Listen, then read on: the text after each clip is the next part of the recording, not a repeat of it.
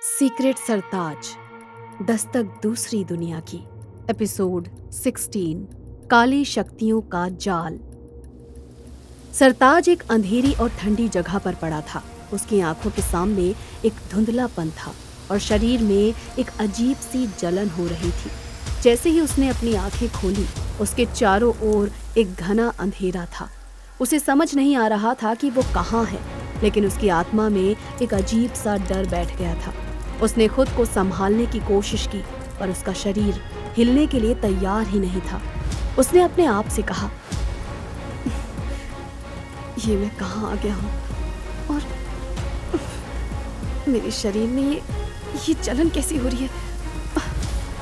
जैसे ही उसने अपने हाथों को देखा, वो हैरान रह गया। उसके शरीर पर काले निशान उभर आए थे, मानो किसी अज्ञात शक्ति ने उसे जकड़ लिया हो। उसकी सांसें तेज हो रही थी और दिल की धड़कनें बेकाबू हो रही थी। सरताज के दिल में डर और घबराहट धीरे धीरे घर कर रही थी। उसे समझ नहीं आ रहा था कि उसके साथ ये सब क्या हो रहा है। ये क्या हो रहा है? क्या रक्षित ने मेरे साथ कुछ कर दिया है? वो दर्द और घबराहट के बीच था जब अचानक उसे रक्षित की हंसी सुनाई दी। वो हंसी इतनी खौफनाक थी कि सरताज की रूह कांप उठी। उसकी आंखों में डर के साथ साथ एक अजीब सी बेचैनी भी थी। रक्षित ने उसे मारा नहीं था, बल्कि उसे अपनी तरह बना दिया था।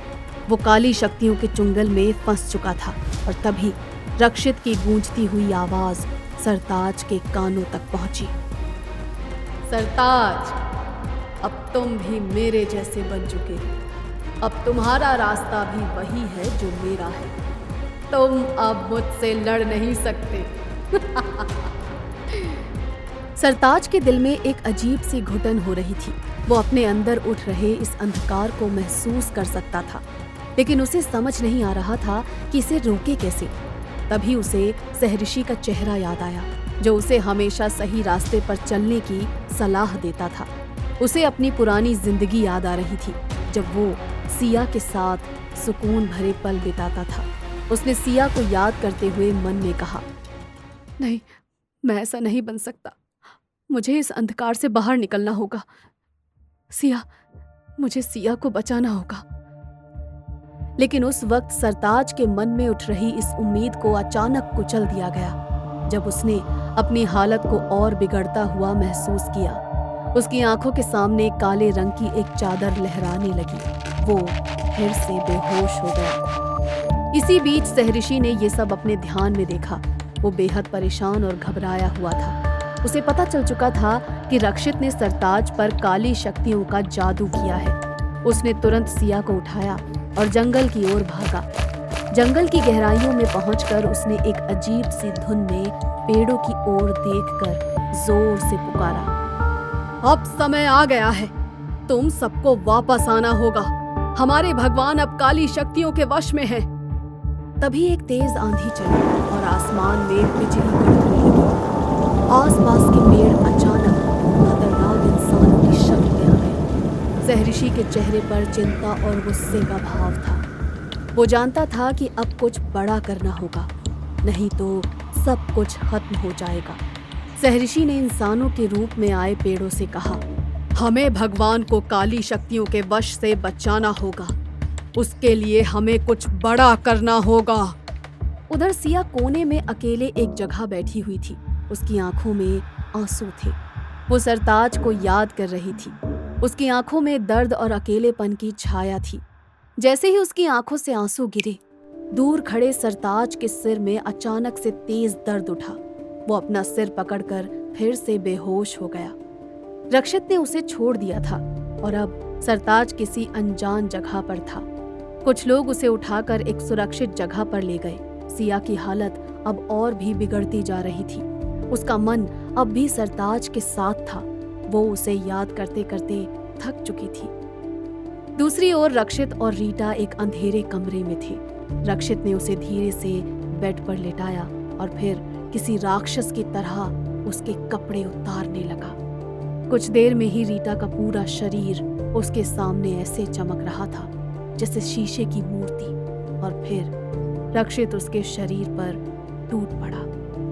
रीटा तो जैसे उसके वश में थी। कुछ देर बाद उसकी भूख शांत हुई। रक्षित के चेहरे पर एक अजीब सी मुस्कान थी, जैसे उसने कोई बड़ी जीत हासिल कर ली हो। वो रीटा के करीब आया और उसके चेहरे पर उंगलियां फेरते हुए धीरे से बोला, बस कुछ ही समय बाकी है, पूर्णिमा की रात आने वाली है। अगर उस रात मैं नहीं मरा और उससे पहले सरताज को मार दिया तो सब कुछ मेरे वश में होगा, लेकिन उसके लिए पहले सिया से शादी करनी होगी। रीटा की आंखों में थोड़ी चिंता दिखी, पर वो रक्षित के इरादों को भांप चुकी थी। उसने उसकी तरफ देखा और धीरे से सिर हिलाते हुए पूछा, और सरताज, उसे जिंदा रखना ठीक था? रक्षित ने बड़ी क्रूरता से मुस्कुराते हुए व्यंग भरे स्वर में जवाब दिया, हाँ, उसे मैं अपने जैसा बना चुका हूँ, लेकिन शायद मुझे उसे मार देना चाहिए था। उसके लोग उसे बचा सकते हैं, इसीलिए तुम जाओ रीटा और सिया को हमारे जैसा बना दो। मुझे उसे भी उस राह पर चलाना है जो मैंने तुम्हारे साथ किया। रीटा वहां से चली जाती है और रक्षित के चेहरे पर एक खतरनाक मुस्कान फैल जाती है। वो अपने इरादों में पूरी तरह से डूब चुका था और अब उसे किसी भी कीमत पर अपना लक्ष्य पूरा करना था। उधर सरताज को सहरिशी के कुछ आदमी बेहोशी की हालत में उसे लेकर सहरिशी के पास पहुंचते हैं।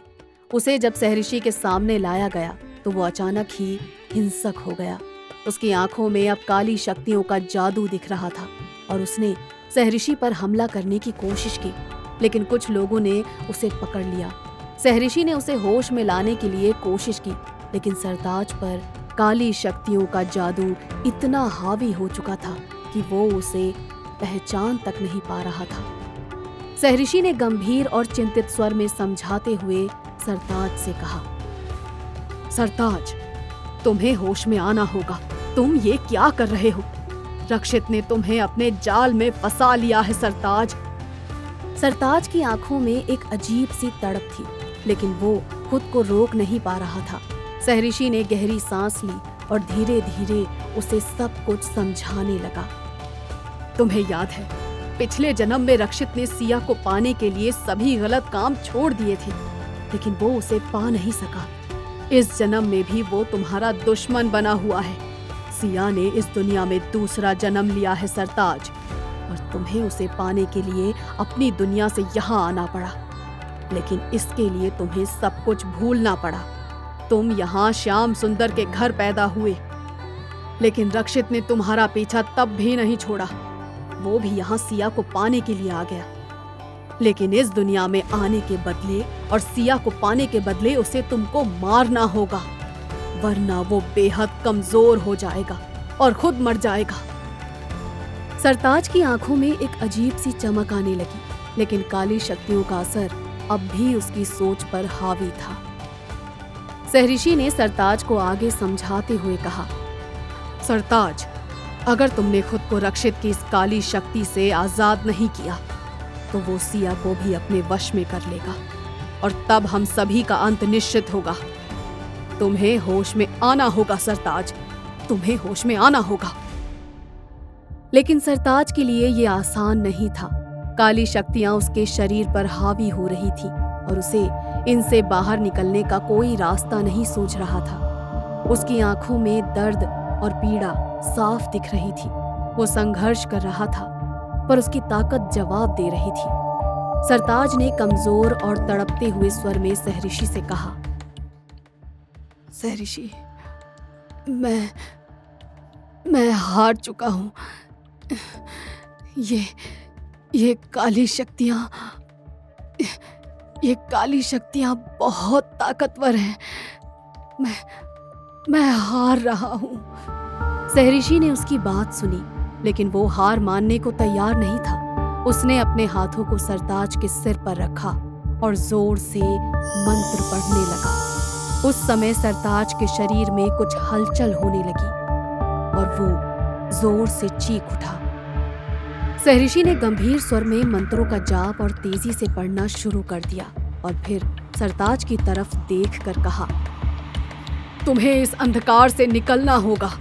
ये काली शक्तियां तुम पर हावी नहीं हो सकती सरताज। तुम हमारे भगवान हो, हमारे भगवान हो तुम सरताज। और तभी एक तेज रोशनी आई और सरताज का शरीर झटके लेने लगा। उसके अंदर की काली शक्तियां कमजोर पड़ने लगी और वो जोर से चिल्लाकर बेहोश हो गया। सहरिशी ने उसकी हालत को देखकर एक गहरी सांस ली और उसकी तरफ झुककर धीरे से बुदबुदाया, हाँ, आखिरकार तुमने खुद को बचा लिया सरताज। लेकिन ये लड़ाई अभी खत्म नहीं हुई है। पर शायद इस वक्त किसी ने ये नहीं सोचा था कि अब क्या होने वाला है। सरताज ने जब अपनी आंखें खोली तो उनमें एक अजीब सी चमक थी। क्या सरताज अपनी खोई हुई ताकतों को वापस पा सकेगा? क्या सहरिशी उसे इस अंधकार से बाहर निकाल पाएगा? और क्या सिया और सरताज का दोबारा मिलन हो पाएगा? या फिर रक्षित की चालें उन्हें हमेशा के लिए अलग कर देंगी? ये जानने के लिए बने रहिए हमारे साथ इस रहस्यमयी सफर में, जहां हर कदम पर खतरा है और हर मोड़ पर एक नया रहस्य। सुनते रहिए कहानी सीक्रेट सरताज, दस्तक दूसरी दुनिया की।